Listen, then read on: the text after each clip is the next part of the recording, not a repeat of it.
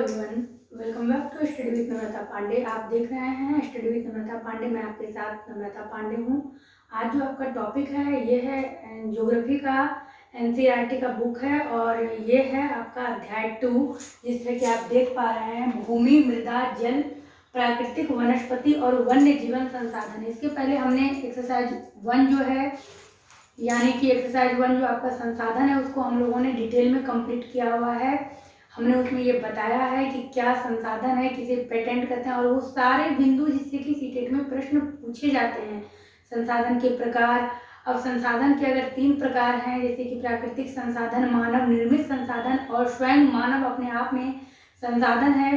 तो इस बार भी जो सीटेट में प्रश्न पूछा गया है आपका प्रयोग एवं विकास के आधार पर संसाधन के कौन कौन से प्रकार हैं, उत्पत्ति के आधार पर संसाधन के प्रकार, आपका वितरण के आधार पर संसाधन के प्रकार और भंडारण के आधार पर संसाधन के प्रकार। अगर पिछले क्लास को आप लोगों ने नहीं देखा है तो एक बार देखिएगा, फिर आप बिल्कुल उसको नहीं भूल पाएंगे। मैंने बिल्कुल डिटेल में बताया है और वो आपको याद हो जाएगा। और इस बार जो 31 जनवरी को एग्जाम सीटेट का हुआ है उस अध्याय से 2 प्रश्न पूछे गए हैं, तो उसको आपको समझना है। एक प्रश्न ये भी है कि क्या सभी संसाधन के आर्थिक मूल्य होते हैं, इस तरह से दिया हुआ था ऑप्शन। और एक आपका सभी संसाधन के आधार पर संसाधन के प्रकार को पूछा गया था। मैंने दोनों प्रश्नों को आपके सामने में आपको वाकिफ करवाया है और डिटेल में समझाया है। अब ज्योग्राफी चल रहा है, आप लोगों में से कई लोगों ने कहा है कि ज्योग्राफी का एक मास्टर वीडियो बना दें जिसमें कि सारा चीज़ चर्चा हो।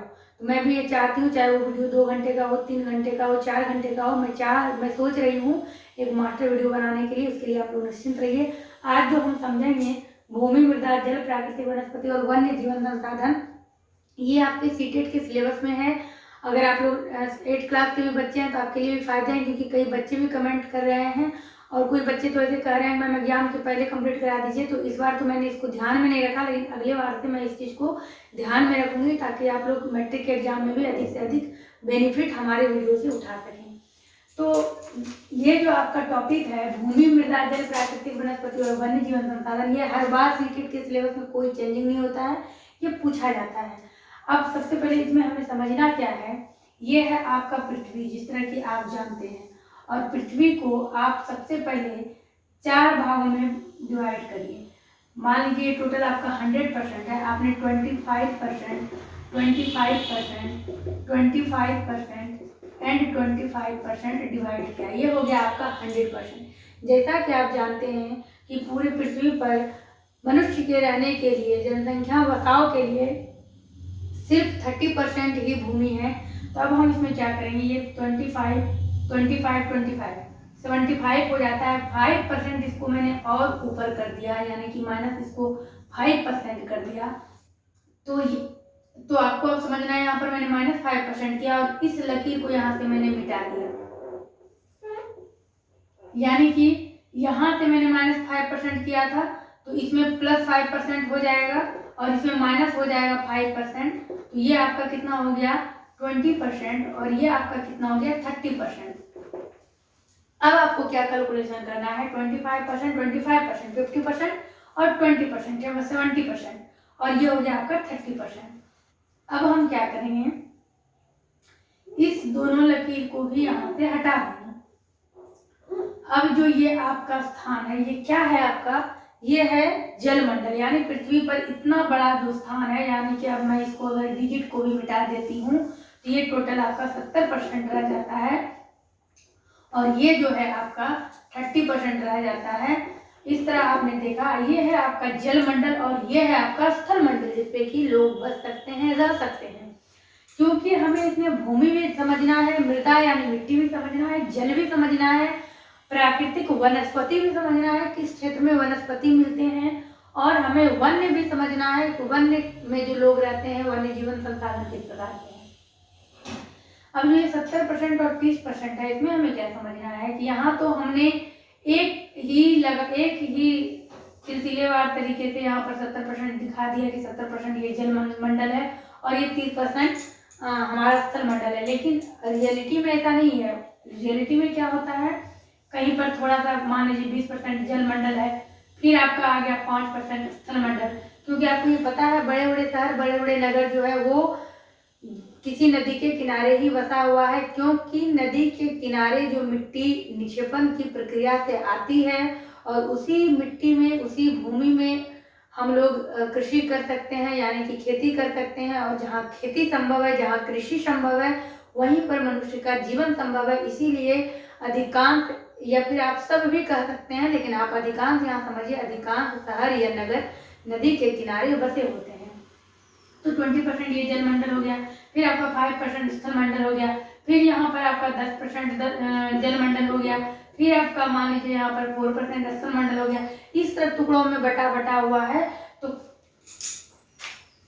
तो कुल मिलाकर जब आप पृथ्वी की मानचित्र को देखेंगे या पृथ्वी को ग्लोब को देखेंगे, तो आप उसमें देखेंगे किस तरह से आपका, जैसे यहाँ पर आपका एशिया है, यहाँ पर इस तरह से आपका एशिया है, यहाँ पर आपका इस तरह से इंडिया है, और फिर यहाँ पर आपका जलमंडल आ गया। फिर यहाँ पर अंटार्कटिका है, फिर यहाँ पर आपका ऑस्ट्रेलिया है, फिर यहाँ पर आपका दक्षिण अफ्रीका है, यहाँ यूरोप है, यहाँ उत्तरी अमेरिका, यहाँ दक्षिणी अमेरिका, यानी कि छोड़ कर आपका जो है, जहाँ ये सब आप देख रहे हैं, ये सारे जो है, ये जितना भी आप देख रहे हैं, ये आप जानते हैं आगे जब मानचित्र पढ़ेंगे 7 के क्लास में, क्योंकि मैं रिवाइज करवाऊंगी और 7 के क्लास में भी कुछ अध्याय छूटा हुआ है, उसको भी मैं देखूंगी। तो मानचित्र जब आप देखेंगे तो ब्लू से जल का होता है, कि ब्लू का जो प्रतीक होता है वो जल के लिए होता है। तो ये जितना भी आप देख रहे हैं, ये सब क्या है, ये है आपका स्थलमंडल। ये क्या है, स्थलमंडल। ये स्थलमंडल, ये स्थलमंडल है आपका, ये स्थलमंडल है। अंटार्कटिका तो एक स्पेशल द्वीप है, जिसको कि आप स्थलमंडल नहीं कह सकते हैं, क्योंकि यहाँ बर्फबारी होता है, बर्फ गिरते रहता है, लेकिन ये स्थलमंडल की गिनती में ही आएगा, क्योंकि यहाँ पर जल ही जल सिर्फ नहीं होता है, यहाँ आपका बर्फ होता है। बाकी जितना भी बीच में आप देख रहे हैं, ये है आपका जलमंडल। तो आपने ये समझा कि 30% जो हमारा स्थलमंडल है वो लगातार 30% नहीं है, छोड़ कर है, इसको हमने समझा। अब यहाँ पर हम समझेंगे, फिर से उसी चीज पर आएंगे जहाँ हमने इरेज किया है, उसी चीज पर फिर से आएंगे। और हमने इस तरह से यहाँ पर इस तरह से ये लिया था जलमंडल, और ये लिया था 30% स्थलमंडल। अब इस जलमंडल को हमें क्या करना है, अभी कुछ देर के लिए इग्नोर कर देना है, यानी भूल जाना है। तो ये पूरा आपका विश्व है, विश्व में 30% आपका स्थलमंडल है। अब इस 30% यानी ये टोटल आपका स्थलमंडल है, तो आप इसको समझ सकते हैं कि स्थलमंडल का ये तो 100% हो गया। 30% पूरे विश्व में यानी पूरे पृथ्वी पर स्थलमंडल है, लेकिन ये तो स्थलमंडल का हो गया आपका 100%, यानी कि ये जो टोटल भाग है स्थलमंडल का, ये 100% स्थलमंडल का, इस 100% में 90% जो जनसंख्या है, यानी कि जो लोग हैं 90% लोग, अब इसको भी हम 100%, अब इस जलमंडल को हमने छोड़ दिया, इस 100% स्थलमंडल को हमने लिया कि ये स्थलमंडल है, और ये 100% स्थलमंडल को सबसे पहले हम 10 भागों में डिवाइड करते हैं, 10% करके, 10%, फिर से लिया हमने 10%, फिर से लिया 10%, इस तरह करके हमने इसको 10 भागों में डिवाइड किया। भागों में हमने इसको डिवाइड किया। अब हम क्या करेंगे, 1 2 3 यानी 10 20 30% छोड़कर इस 90% को यहाँ से कट करेंगे। तो ये जो आपका 30% है, यही 30% सिर्फ इसी 30% भूमि पर जनसंख्या के 90% लोग रहते हैं। इसी के अंतर्गत आपके यानी पूरे विश्व में जितनी जनसंख्या है, अगर सपोज करिए कि पूरे विश्व में 100 आदमी हैं, और हमारे पास जो ये भूमि का 30% है, यानी पूरे पृथ्वी का 30% स्थलमंडल है, इस 30% को आपने 100 भागों में बांटा, और उस 100 भागों को 3 टुकड़े में आपने 100 भागों में से 7 टुकड़े को आपने कट कर दिया, यानी कि 70 टुकड़े को हटा दिया आपने, यानी कि 30% जो स्थलमंडल है, इसमें से जितने भी जनसंख्या आपने सपोज 100 किया है, 90 लोग, इसी 30% जनसंख्या पर 90 लोग रहते हैं। 10 लोग जो बचे, उस 10 लोगों में यहाँ पर इस जगह पर कुछ लोग रहते हैं, इसीलिए इस जो ये जो 90%, ये जो 70% भूमि बच जाता है आपके स्थलमंडल का, इसको या तो आप विरल जनसंख्या वाला जगह कहेंगे, या निर्जन, यानी कि वहाँ कोई भी नहीं रहता है। तो अब हमें क्या समझना है, जल टॉपिक अगर आपने मेरा देखा होगा वीडियो तो वहाँ पर भी मैंने इसी तरह से समझाया था। आपने क्या समझा, ये पूरा ग्लोब है, ग्लोब में हमने 30% निकाला, ये हमारा स्थलमंडल है। इस तरह से हम समझेंगे, ये हमारा स्थलमंडल है। इस स्थलमंडल में ये जो 30% स्थलमंडल है, इसमें भी पूरे स्थलमंडल पर लोग नहीं रहते हैं, यानी कि इसको भी हमने 100 भागों में डिवाइड किया और 30वां हिस्सा जो है, इस 30वां हिस्सा में विश्व की जनसंख्या का 90% लोग निवास करते हैं। बाकी जो ये 70% बचता है, इसमें जो है इक्का दुक्का लोग, जिसको कि आप विरल कहते हैं या फिर निर्जन, ये भूमि या निर्जन स्थलमंडल कहलाएगा। इसका मतलब क्या हुआ, इसका मतलब ये हुआ कि 70% अगर जल मंडल है तो वहाँ सिर्फ जल ही जल है। अब जो हमें देखना है कि कुछ ऐसी भूमि है जो कि निर्जन है, वहाँ न अन्न उपजा सकते हैं आप, ना ही पेड़ पौधे उगा सकते हैं, या ना ही वहाँ पर बसाव हो सकता है, क्योंकि दूर दूर तक कोई नदी नहर नहीं है, तो वहाँ लोग कैसे बसेंगे, पानी के बगैर मर जाएंगे। अब इसी 70% में जो 30% आपका स्थलमंडल है, उसी में आपका निर्जन भूमि भी है, मृदा भी है, उसमें जल भी है। ऐसा नहीं है कि सिर्फ जल मंडल में ही जल मंडल है। अब हमारे गांव के घर के आसपास जो नदी है तो वो जल मंडल नहीं कहलाएगा, वो भी तो भूमि का बहुत बड़ा भाग छेकता है। प्राकृतिक वनस्पति यानी तरह तरह के जो वृक्ष हैं, वनस्पति हैं, पौधे हैं, जिस तरह के आप वन को पढ़ते हैं, वो तो जल में तो वन उगता नहीं है, वो भी स्थलमंडल की गिनती में आएगा। और वन्य जीवन संसाधन यानी कि अफ्रीका वगैरह, अमेरिका वगैरह के जंगलों को आप देखेंगे तो इतने बड़े बड़े जंगल होते हैं और उसमें हर तरह के जानवर पाए जाते हैं।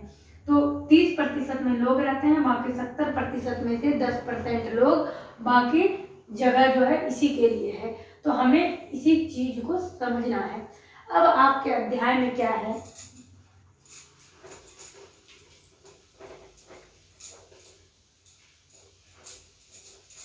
अब देखिए आपके इस अध्याय में क्या है, इसको समझने के लिए बिल्कुल ही अच्छे से दिया है, क्योंकि ये सब आपसे इस बार जो 31 जनवरी को एग्जाम हुआ है, जो भी एग्जाम हुआ है, अगर आप लोग चैनल पर लगातार हैं तो आपको मैं ऐसे ऐसे क्वेश्चंस प्रोवाइड करवाऊंगी, यानी किस अध्याय से कितने प्रश्न और किस तरह के प्रश्न आकर पूछे गए हैं, सब कुछ मैं आपको उपलब्ध कराऊंगी। और बहुत कुछ इस चैनल पर है आपका। इस बार पूछा गया था निम्नलिखित में से कौन सा द्वीप सबसे छोटा महाद्वीप है और जिसे द्वीपीय द्वीप भी कहते हैं, और आंसर था आपका ऑस्ट्रेलिया एक अलग देश है, ऑस्ट्रेलिया अलग देश है, ये समझना है। आपके इस बुक में है, जैसे कि ये आपका विषुवत रेखा है, आप जानते हैं 0 डिग्री अक्षांश पर यह है आपका विषुवत रेखा, ये पूरी आपकी पृथ्वी है। अब आपको पता है कि 23 डिग्री जब आप ऊपर जाते हैं, 23.5 डिग्री ऊपर जाते हैं, तो ये आपका हो जाता है कर्क रेखा, और जब आप 23 डिग्री नीचे आते हैं तो ये आपका हो जाता है मकर रेखा। ये सब मैंने बिल्कुल डिटेल में बताया है, जिससे कि आप अगर ये समझना मुश्किल लगता है तो आसान हो जाएगा, और ये समझना जरूरी है क्योंकि इससे जुड़े हुए कई प्रश्न पूछे जाते हैं। अब आपके इस बुक में है कि तंजानिया, अफ्रीका में एक छोटा सा देश है तंजानिया, और न्यूजीलैंड में जो है, न्यूजीलैंड में पीटर नाम का एक लड़का रहता है, और तंजानिया में माम्बा नाम की एक लड़की रहती है। सबसे पहले हम ढूंढेंगे तंजानिया कहाँ है और न्यूजीलैंड कहाँ है, क्योंकि इस दोनों जगह की चर्चा आखिर की गई है तो क्यों। तो आप जानते हैं कि यहाँ पर आपकी जो पृथ्वी है वो उत्तरी, हमारा जो भारत है आप जानते हैं ये कि उत्तरी गोलार्ध में है, उत्तरी पूर्वी गोलार्ध में, और अफ्रीका जो है, अफ्रीका ही एक ऐसा महाद्वीप है जिससे होते हुए आपका तीनों रेखाएं गुजरती है, यानी कि कर्क रेखा, विषुवत रेखा और मकर रेखा। और भारत जो है ये तो 0 डिग्री विषुवत रेखा से ऊपर है, यानी यहाँ पर ये भारत की जो है स्थिति खत्म हो जाती है। अभी हमें भारत की चर्चा नहीं करनी है। ये है आपका दक्षिण अफ्रीका, और यहाँ जो आप जानते हैं दक्षिणी गोलार्ध में है आपका ऑस्ट्रेलिया, यानी कि ये 10 डिग्री के आसपास पे है ऑस्ट्रेलिया। यहाँ से आप ले लीजिए ऑस्ट्रेलिया। अब इसमें आपका चर्चा है आपके इस अध्याय में, इस अफ्रीका में यहाँ एक गांव है छोटा सा जिसका कि नाम है तंजानिया। यहाँ नाम है तंजानिया। और ये जो ऑस्ट्रेलिया है, यहाँ पर आप जानते हैं ऑस्ट्रेलिया से थोड़ा हट के जो ये तो ग्लोब से बाहर हो गया, यहाँ पर आप समझ लीजिए ये है ऑस्ट्रेलिया और यहाँ पर है आपका न्यूजीलैंड। अब यहाँ जो तंजानिया है, इनके पिताजी जो है यहाँ पर सीम या फिर मक्का की खेती करते हैं और इतना नहीं उपजा पाते हैं जिससे कि साल भर इनकी जीविका चल सके। और ये जो न्यूजीलैंड में पीटर जाता है, इसके पिताजी भेड़ पालन करते हैं और दूर पहाड़ी पर घास के आसपास भेड़ को दूर पहाड़ी पर घास का मैदान है, वहाँ भेड़ पालन के लिए यानी भेड़ के लिए घास लाते हैं या फिर भेड़ को वहाँ घास चराने लेकर जाते हैं और भेड़ से बनी या तैयार की हुई ऊन से ये जो है अपना उद्योग चलाते हैं और इससे ये अपना जीविका चलाते हैं। अब ये तो पूरा भारत है, पूरा विश्व है। अब इस विश्व में जगह के अंतर से इनके रहन सहन, इनके जीविका, इनके उद्योग पर इतना फर्क है। अब ये चर्चा क्यों है? क्योंकि आप देखेंगे ये जो है आपका दक्षिण अफ्रीका का एक गांव तंजानिया, ये आपके मकर रेखा के ऊपर पड़ता है विषुवत, यानी कि अगर यहाँ से सूर्य की रोशनी पड़े, इधर से आप ले सकते हैं, यहाँ से अगर सूर्य की रोशनी आ रही है तो आप समझिए कि ये विषुवत रेखा पर सीधी सीधी आती है, ये इस तरह से आती है कर्क रेखा पर इस तरह से, यानी कि समान तरीके से आपके अफ्रीका में सूर्य की रोशनी आ सकती, सूर्य की प्रकाश आ सकती है और सूर्य का प्रकाश आ सकता है। जबकि न्यूजीलैंड में जो है ये तिरछा आएगा, क्योंकि ये मकर रेखा से भी नीचे है, क्योंकि 30 डिग्री से भी नीचे है न्यूजीलैंड। जब आप मैप समझिएगा तो उसमें आपको बताएगा। अब ये यहाँ तो तिरछी रोशनी आएगी, तो ये जो फर्क हुआ है, क्यों फर्क हुआ है? तो ये जो भूमि है उसमें अंतर के कारण, मृदा में अंतर के कारण, यहाँ ऐसी मृदा है जिसमें कि सीम या मक्का ही आप उपजा सकते हैं। यहाँ जल की मात्रा क्या है? जहाँ सीधी रोशनी पड़ती है वहाँ सूखा, क्योंकि राजस्थान आपको पता है, जहाँ पर राजस्थान है भारत में, अगर यहाँ पर आपका भारत है और भारत में अगर यहाँ राजस्थान है तो राजस्थान को मरुस्थल क्यों कहते हैं? या फिर मरुस्थल दो तरह के होते हैं, या तो बिल्कुल सूखा होता है यानी कि वो स्थल किसी काम का नहीं है, मरा हुआ है, या तो अधिक पानी होता है वो किसी काम का नहीं है, अभी कहीं मरुस्थल है। इसी तरह यहाँ समझ सकते हैं आप कि यहाँ की मृदा इस तरह से है, यहाँ की भूमि की ऊंचाई इस तरह से है, यहाँ की जलवायु इस तरह से है, जिसके कारण यहाँ सीम या मक्का ही उपज सकता है। और यहाँ के भूमि की गुणवत्ता ऐसी है जहाँ की वो सीम नहीं उपजा सकते हैं, मक्का नहीं उपजा सकते हैं। हो सकता है कि खाने के लिए ये अन्न उपजाते हो या फिर अन्न कहीं और से लाते हो अनाज, तो इनको अपनी जीविका के लिए भेड़ पालन करना पड़ता है ताकि भेड़ को बेचकर, ऊन को बेचकर वो अनाज कहीं से ला सके। तो इसका क्या मतलब है कि ये भूमि की गुणवत्ता, जल, मृदा, प्राकृतिक वनस्पति, इन सब का इस पर असर पड़ता है। अब हम टॉपिक को आगे लेकर चलते हैं। अब हम सबसे पहला टॉपिक लेते हैं भूमि। हमने क्या समझा कि स्थल मंडल 30% है, अभी तुरंत हमने समझा कि स्थल मंडल जो हमारा है ये 30% है और इस 30% में भी पूरा स्थल मंडल बसाव के योग्य नहीं है, लोगों के रहने योग्य नहीं है।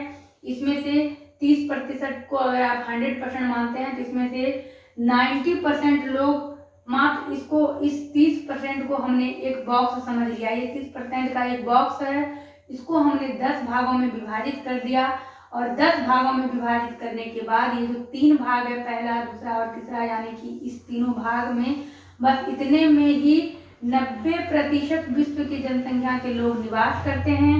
10% जो शेष बच जाता है वो इस तरह की भूमि में दूर दूर निवास करते हैं। बाकी जो इतना भूमि बचता है वो प्राकृतिक वनस्पति के लिए, जल, मृदा, ऐसे कई तरह की बातें हैं जो कि लोग यहाँ पर भूमि की उबड़ खाबड़ के कारण, मरुस्थल के कारण, अधिक वर्षा के कारण, पानी की कमी के कारण या फिर अधिक पानी के कारण, ऐसे कई कारण हैं जो कि यहाँ पर लोग नहीं, ऐसे बहुत कारण हैं यहाँ पर जो कि लोगों का यहाँ पर बसाव संभव नहीं है। तो इस 30% भूमि में 90% विश्व की जनसंख्या के 90% लोग निवास करते हैं। जो 10% लोग बचते हैं इस भूमि में कहीं कहीं बसाव है उनका। और अब महत्वपूर्ण, अब आप इसको यहाँ समझिएगा कि भूमि और जलवायु के भिन्न भिन्न लक्षणों के कारण जो है लोगों का बसाव जो है कहीं अधिक सघन है, कहीं दूर दूर लोग बसे हैं। भूमि और जलवायु के भिन्न लक्षणों के कारण हो सकता है इतने में जो 90% लोग रह रहे हैं, तो आप सुनेंगे जैसे कि अगर ऑस्ट्रेलिया है तो ऑस्ट्रेलिया में जनसंख्या कितना है, या फिर भारत है तो भारत में कृषि योग्य सबसे अधिक आपकी भूमि है, सबसे अधिक भूमि कृषि योग्य यानी कि फसल भूमि सबसे अधिक भारत में है। क्यों? तो भूमि और जलवायु की जो भूमि और जलवायु का जो विभिन्न लक्षण है उसके कारण इस तरह से होता है। तो अब सबसे महत्वपूर्ण पॉइंट हमें ये समझना है, 2-3 प्रश्न से पूछा जाता है कि आपको निम्नलिखित में किस देश में फसल भूमि सबसे अधिक है, चारागाह भूमि सबसे अधिक है, या वन्य जो है वो सबसे अधिक है, क्योंकि वन के बारे में भी आपसे प्रश्न पूछा जाता है, या फिर अन्य उपयोग के लिए भूमि सबसे अधिक कहाँ है। तो अन्य उपयोग क्या हुआ कि जहाँ पर ना ही बसाव है, ना ही व्यक्ति रह सकते हैं, ना ही वहाँ पर जल है, ना ही वहाँ पर मरुस्थल है, ना ही वहाँ पर फसल भूमि है, तो वो हो गया अन्य उपयोग के लिए। चाहे तो आप वहाँ पर चिड़ियाघर खोल लीजिए, वन्य संरक्षण बना लीजिए, चिड़ियाघर खोल सकते हैं, बड़ा बड़ा बिल्डिंग बना सकते हैं, कोई कंपनी स्थापित कर सकते हैं। तो हम 2-3 पॉइंट को समझेंगे। सबसे अधिक फसल भूमि, सबसे कम फसल भूमि कहाँ है, सबसे अधिक चारागाह यानी कि जहाँ सिर्फ और सिर्फ आप जानवर को चरा सकते हैं, जैसे कि आपने अभी तुरंत इसके पीछे न्यूजीलैंड का देखा, जो पीटर के पिताजी भेड़ को चराने के लिए लेके जाते थे और वो थोड़ा बहुत जैविक कृषि भी कर लेते थे। तो अब हमें 2-3 महत्वपूर्ण पॉइंट इसको समझ लेना है, उसके बाद हम लोग आगे बढ़ेंगे। ये जो कुछ महत्वपूर्ण पॉइंट हैं, जैसे कि फसल भूमि कहाँ पर कितना है, चारागाह भूमि कहाँ पर कितना है, वन कितना है और अन्य उपयोग कितना है, ये बिल्कुल महत्वपूर्ण चार्ट है आपके बुक में। अभी मैं पूरा चार्ट आपको दिखाऊंगी, उसको कैसे समझना है ये बताऊंगी। सारा याद करना कोई जरूरी नहीं है, उससे इस प्रकार के प्रश्न नहीं पूछे जाते हैं। फिलहाल जो मैंने लिखा है कि फसल भूमि सबसे अधिक कहाँ है, तो सबसे अधिक भारत में है 57%, और सबसे कम ऑस्ट्रिया में है 6%। यानी भारत में जो फसल भूमि है सबसे अधिक जो कृषि होती है वो भारत में ही होती है, क्योंकि 57% भूमि जो है फसल के योग्य है। और चारा, अब यहाँ पर देखिए आपने 100% में 57% भूमि आपने सिर्फ फसल के लिए निकाला, तो 43% भूमि किस किस उपयोग में है, यानी कि 43% में आपका चारागाह भी आ जाता है, वन भी आ जाता है, अन्य उपयोग भी आ जाता है, क्योंकि भारत में वन भी है, चारागाह के लिए भी मैदान है और अन्य उपयोग भी होता है। तो भारत के लिए चारों चीज समझना जरूरी है, जो कि अभी मैं आपको चार्ट में बताऊंगी। बाकी यहाँ देखेंगे चारागाह के लिए सबसे अधिक भूमि कहाँ है, तो ऑस्ट्रिया में 56% ऐसी भूमि है ऑस्ट्रिया में जो कि सिर्फ और सिर्फ चारागाह के लिए है, यानी वहाँ पे आप जानवर को ही भोजन उपलब्ध करा सकते हैं। और सबसे कम चारागाह के लिए भूमि है तो वो है जापान में। सबसे अधिक वन के लिए भूमि है तो वो जापान में है। सबसे अधिक अगर वन है तो जापान में है, वो 67% ऐसी भूमि है, यानी जापान के 100% भूमि में 67% भूमि सिर्फ वन के लिए है। और यूनाइटेड किंगडम में वन के लिए सबसे कम भूमि यानी कि 10% है। इसको समझना बिल्कुल जरूरी है। अब इसको आप क्रॉस तरीके से भी समझिएगा। फसल भूमि सबसे कम है ऑस्ट्रिया में, तो सबसे ज्यादा भूमि चारागाह के लिए है ऑस्ट्रिया में। वन सबसे चारागाह के लिए सबसे कम भूमि है जापान में, तो वन के लिए सबसे अधिक भूमि है जापान में। इस तरह क्रॉस करके भी आप समझ सकते हैं। और यहाँ आप समझेंगे कि कनाडा अन्य उपयोग, यानी जब बिल्डिंग आप बनाते हैं, किसी तरह का कोई कंपनी बनाते हैं, यानी ना फसल के लिए, ना चारागाह के लिए, ना वन के लिए, अन्य उपयोग के लिए सबसे अधिक भूमि अगर है तो वो है कनाडा में, और अन्य उपयोग के लिए सबसे कम भूमि है तो ये है ब्राजील में। अब हम लोग इसमें क्या समझना है, हमने सिर्फ समझा फसल के लिए भारत में कितनी भूमि है, हमें ये पता नहीं है चारागाह के लिए भारत में कितनी भूमि है, वन के लिए भारत में कितनी भूमि है, और अन्य उपयोग के लिए भारत में कितनी भूमि है। तो कम से कम भारत के बारे में हमें ये जानना जरूरी है। तो अभी जो चार्ट आप देखेंगे उसमें आपका सारा कुछ क्लियर हो जाएगा। चलिए चलते हैं चार्ट की तरफ। यहाँ पर हमें देखना है कि किस तरह से भूमि के उपयोग को दिखाया गया है, और भूमि का जो उपयोग है किस जगह पर किस चीज़ के लिए सबसे अधिक है। तो सबसे पहले आप यहाँ भारत को देखेंगे। भारत में जो दिया गया है फसल भूमि 57% है सबसे अधिक, और सबसे कम अगर भारत में कोई भूमि है तो ये चारागाह के लिए है, मात्र 4% है। भारत में जो वन है, कितने परसेंट भूमि पर वन है, तो ये 22% भूमि पर वन है। और अन्य उपयोग के लिए, जैसे कि आप ऊपर में आपका जो ये टॉपिक है, भूमि, मृदा, जल बहाने के लिए और अन्य किसी उपयोग के लिए जो भी भूमि है, ये है आपका 17%। अब आप नीचे में जो जो क्वेश्चन देख रहे हैं, बस इस क्वेश्चन को बिल्कुल ध्यान से आपको समझना है। ये अति महत्वपूर्ण प्रश्न है कि उन देशों के नाम बताइए जिनमें फसल भूमि, वन, चारागाह और अन्य उपयोगों के लिए भूमि का प्रतिशत सबसे अधिक है। यानी कि फसल के लिए सबसे अधिक भूमि भारत में, चारागाह के लिए सबसे अधिक भूमि ऑस्ट्रिया में, जो कि मैंने अभी आपको बताया। मैंने महत्वपूर्ण 2 टॉपिक को, 2 बिंदु को बताया, बाकी ये चार्ट आपको एक बार समझना है इसी क्वेश्चंस के अनुसार। नीचे जो आपका क्वेश्चंस है, वन के लिए सबसे अधिक भूमि जापान और अन्य उपयोग के लिए सबसे अधिक भूमि कनाडा में है। तो इसको हमने समझ लिया। इसके बाद क्या है, दूसरा प्रश्न आप देखेंगे, इन देशों के भूमि उपयोग प्रतिरूपों और संभावित आर्थिक क्रियाओं में आप किस प्रकार संबंध स्थापित करेंगे। ये सीटेट के एग्जाम के लिए उतना महत्वपूर्ण नहीं है। महत्वपूर्ण पहला है आपका, और इस दृष्टिकोण से आपको मैंने जिस तरह बोर्ड पर लिखा है वही महत्वपूर्ण है। अब इसके बाद आप भूमि उपयोग के बारे में समझेंगे कि भूमि उपयोग क्या है। तो भूमि उपयोग वही है, यानी कि भूमि को आप कृषि के लिए उपयोग करते हैं, वन लगाने के लिए, वृक्ष, फल, पौधे जो भी है, वानिकी जिसको आप कहते हैं, इसके लिए हम लोग भूमि का उपयोग करते हैं, खनन के लिए करते हैं, सड़कों का निर्माण करने के लिए करते हैं, उद्योग की स्थापना करने के लिए, किसी कंपनी को ये जो उद्योगों की स्थापना है, ये सभी आपका अन्य उपयोग में आ जाता है और इसे ही हम लोग भूमि उपयोग कहते हैं। तो हमने भूमि में क्या समझा, जो महत्वपूर्ण बिंदु था कि जितने भी भूपृष्ठ के कुल क्षेत्रफल हैं उसका लगभग 30%, ज़्यादा नहीं, बस 30% ऐसा भाग है जो भूमि है। और वो जो भूमि है, हमने अभी तुरंत आपको समझाया, भूमि और जलवायु के भिन्न भिन्न लक्षणों के कारण विश्व के विभिन्न भागों में जनसंख्या का जो वितरण है वो असमान पाया जाता है। कहीं भूमि उबड़ खाबड़ है, कहीं की शिलाकृति, कहीं पर्वतों में तीव्र ढाल है, कहीं अधिक जल है तो कहीं कम जल है, कहीं अधिक मरुस्थल क्षेत्र है तो कहीं सघन वन है। यही कारण है कि जनसंख्या का वितरण जो है असमान पाया जाता है। इसके बाद आपको 2 चीज़ और इसमें समझना है। 2 चीज़ क्या है, तो जो आपका भूमि का जो स्वामित्व के आधार पर जो भूमि होता है वो 2 तरह का होता है। एक होता है निजी भूमि और दूसरा होता है सामुदायिक भूमि। इसमें आपको कुछ भी नहीं समझना है, बस 2 चीज़ समझ लीजिए। निजी भूमि यानी वैसी भूमि जिसके मालिक आप हैं, जिसके स्वामी आप हैं, और सामुदायिक भूमि ये हो गया कि जिसका स्वामी समुदाय है, यानी कि जो समुदाय आपके आसपास है, जो समुदाय आपके पास है, जो समुदाय के लोग हैं जो आपके आसपास जैसे समुदाय हैं, उस समुदाय के सारे लोग जो है उस भूमि के मालिक हैं। अब जैसे कि आप समझ सकते हैं, कोई चारा के लिए, कोई फल लगाने के लिए भूमि का उपयोग कर रहा है, कोई चारा के लिए करेगा, कोई औषधि, कोई जड़ी बूटी के लिए भूमि का उपयोग कर रहा है। यानी कि उस भूमि को समुदाय में बांटना होता है और समुदाय के लोग उसको जो है अपने अपने अनुसार प्रयोग करते हैं, और इस सामुदायिक भूमि को हम लोग साझा संपत्ति संसाधन कहते हैं। तो ये एक महत्वपूर्ण बिंदु है।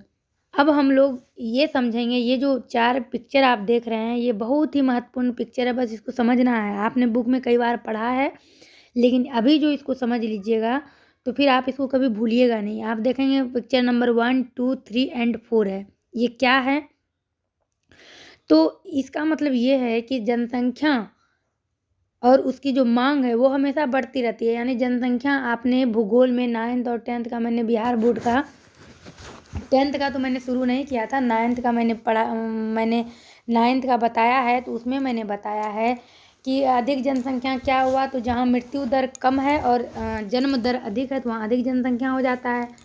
जहाँ मृत्यु दर अधिक है और जन्म दर कम है तो वहाँ पर जनसंख्या की कमी हो जाती है।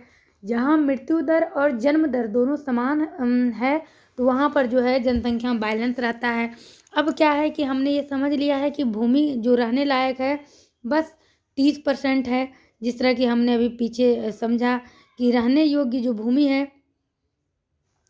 वो बस 30% है, और उसमें क्या है कि भूमि तो बढ़ना है नहीं, लेकिन जनसंख्या बढ़ती रहती है।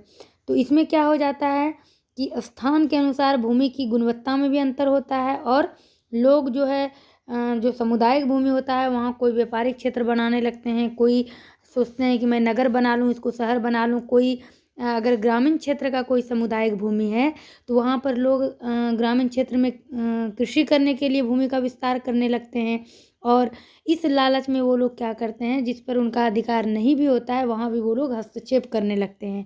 और अगर शहर में सामुदायिक भूमि होता है तो वहाँ पर लोग नगर बसाने के लिए, बिल्डिंग बनाने के लिए अनावश्यक तरीके से भूमि पर हस्तक्षेप करने लगते हैं। तो हम जो ये 4 पिक्चर देख रहे हैं, ये आज के भूमि उपयोग के प्रतिरूप में जो परिवर्तन है हमारे समाज में, उसको दर्शाया गया है। तो इसमें क्या है, आप देखेंगे पहले जो भूमि का उपयोग था क्या था। इधर आप देख रहे हैं यहाँ झोपड़ी है, ये रास्ता है, किसान हल लेके जा रहा है, इधर धान का खेत भी है, और यहाँ झोपड़ी वगैरह भी है, और कितने ऐसे आपको ज़मीन दिख रहे होंगे, इधर से भी रास्ता जा रहा है, इधर से भी रास्ता आ रहा है। कितने ऐसे ज़मीन है जो कि परती पड़े हुए हैं। लेकिन जब आप दूसरे पिक्चर में आइएगा तो यहाँ आप देखते हैं अब ये झोपड़ी की जगह पर धीरे धीरे क्या हो गया है, महल बनने लगा है। और यहाँ सिर्फ किसान आता जाता था, मिट्टी की सड़कें थी, लेकिन यहाँ अब लोग आने जाने लगे हैं। और जितना आप झोपड़ी पहले पिक्चर में देख रहे हैं, उस जगह पर अब क्या हो गया है, पक्की घर बन गया है। और क्या दूसरा चीज़ आप देख रहे हैं, यहाँ लोग भेड़ और बकरी को लेकर जा रहे हैं पशुचारण के लिए। यहाँ देखिएगा, अब आप यहाँ पर ट्रैक्टर गुजर रही है जो कि आपको दिख रहा है। जब आप तीसरे पिक्चर में आते हैं तो आप देखेंगे कि यहाँ पक्की सड़क, किस तरह से पक्की सड़कों का निर्माण हो गया है, और जो यहाँ पर खेत खलियान थे वो एक पार्क का रूप ले लिया गया है। यहाँ पर जो है पोल लगाया गया है लाइट के लिए, और एक एक बिल्डिंग जो आपने पिक्चर नंबर 2 में देखा, अब इसमें बिल्डिंग पर बिल्डिंग आप देख रहे हैं। पिक्चर नंबर 1 में आप एक किसान को जाते देख रहे हैं, पिक्चर नंबर 2 में आप यात्री को आते जाते देख रहे हैं, लेकिन पिक्चर नंबर 3 में अब पैदल चलने के लिए अलग सड़क बन गया, और कार जाने के लिए और कार आने के लिए अलग अलग रास्ते बन गए। इसका मतलब ये है कि भूमि का किस प्रकार से प्रयोग हो रहा है, किस प्रकार से उपजने वाले खेतों को काट कर सड़क को चौड़ा किया गया। उस सड़क में 3 तरह के रास्ते बनाए गए, एक पैदल चलने के लिए, एक कार को आने के लिए, एक कार को जाने के लिए। यह है भूमि का हमारे समाज में आज के रूप में व्यापक परिवर्तन, यानी विस्तृत रूप से परिवर्तन। अब जब आप चौथे पिक्चर में आते हैं तो आप देखिएगा और बिल्डिंग पे बिल्डिंग बनता हुआ नज़र आ रहा है। यहाँ पर तीसरे पिक्चर में सिर्फ और सिर्फ आपको, तीसरे पिक्चर में आपने क्या देखा कि सिर्फ एक यहाँ पर लाइट लगी हुई है, लेकिन चौथे पिक्चर में आप देखेंगे कि अब बीच में इतनी भूमि कट गई, जो ये उपजने वाली भूमि थी वो इस तरह से कट गई कि एक अलग साइड में जाने वाली बस है, एक अलग साइड बन गया, एक अलग रास्ता आने वाले बस का बन गया। और अब जो ये लाइट था, एक की जगह पर यहाँ 3 लाइट हो गया, और लाइट की व्यवस्था बीच में की गई, और बिल्डिंगों की भी ऊपर में संख्या बढ़ती चली गई। तो ये है हमारे भूमि का जो उपयोग है, भूमि उपयोग जो है किस तरह से। और इस पिक्चर को अगर आपने ध्यान से सुना होगा, जो मैंने आपको अभी बताया, तो आपने बहुत कुछ समझा होगा। ऐसे तो कई बार आपने इस पेज को उल्टाया होगा, इस पिक्चर को उतनी गंभीरता से नहीं लिया होगा, लेकिन अगर आपने मेरी बातों को इस पिक्चर के माध्यम से सुना और मेरे माध्यम से इस पिक्चर को समझा, तो अब आप इसको कभी नहीं भूल सकते हैं। तो आपने ये देखा कि किस तरह से भूमि का कटाव हो रहा है। अब जो भविष्य में क्या हो सकता है, एक तो जो भी हमारा भूस्खलन है, निम्नीकरण है, मृदा का अपरदन है, मरुस्थलीकरण है, ये सब पर्यावरण के लिए तो खतरा है ही है। लेकिन जहाँ पर्यावरण हमें खतरा नहीं पहुँचाता है, वहाँ अब लोग इस तरह से चीज़ों का, सड़कों का निर्माण करने लगे, और जो भूमि का उपयोग है उसके उपयोग को बदलने लगे, यानी कि भूमि के उपयोग में परिवर्तन आने लगा। ये बिल्कुल महत्वपूर्ण टॉपिक था। आगे आपको और भी देखना है कि भूमि संसाधन का संरक्षण क्या है, फिर मृदा हम लोग देखेंगे। तो इस तरह से हम लोग एक एक टॉपिक को लेकर आगे बढ़ेंगे। आज की वीडियो को हम यहीं पर स्टॉप करते हैं। मिलते हैं आपसे अपने अगले क्लास में इसी टॉपिक को आगे बढ़ाते हुए। उम्मीद करते हैं आपने इस टॉपिक को समझा है, एंजॉय किया है। अगर पसंद आए ये क्लास तो लाइक करिएगा, चैनल पर नए हैं सब्सक्राइब करिएगा, और पुराने प्लेलिस्ट पर पुराने से कई वीडियो आपको यूजफुल मिल जाएंगे जो कि आपके काम के हैं। तो चलिए मिलते हैं आपसे अपने अगले क्लास में। बने रहिए इस चैनल के साथ।